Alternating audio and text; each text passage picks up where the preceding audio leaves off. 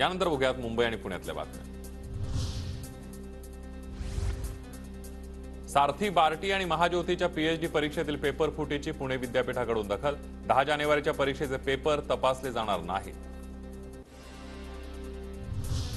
Chhatrapati Shivaji Maharaj पार्कवर art festival 2024 आयोजन। चित्रांच्या दालनाचं उद्घाटन आदित्य ठाकरेंच्या हस्ते करण्यात आलं।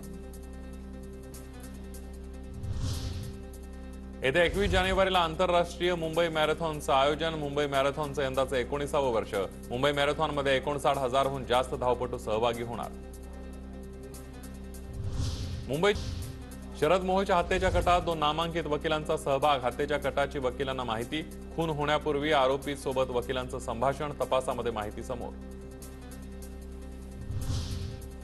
लोणावळा रेल्वे स्थानकावर रेल रोको आंदोलन। अनेक गाड्यांचा लोणावळ्यातील थांबा बंद केल्यानं स्थानिक आक्रमक। पुणे लोणावळा लोकल फेऱ्या वाढवण्याची केली मागणी।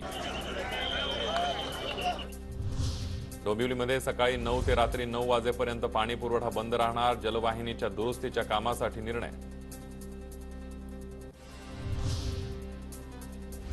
मुंबई महापालिकेमध्ये अभियंत्यांची 1000 पदं रिक्त असताना 800हून अधिक कर्मचाऱ्यांवर सर्वेक्षणाची जबाबदारी। अभियंत्यांना सर्वेक्षणाच्या कामातून वगळण्याची केली मागणी। मुंबई विमानतळावर 40 कोटी रुपयांच्या कोकेनसह थायलंडच्या महिलेला अटक। 21 वर्षीय महिला इथिओपियातील अदिस अबाबा इथून आली होती मुंबईमध्ये। एनडीपीएस कायद्याअंतर्गत महिलेला अटक करण्यात आली आहे।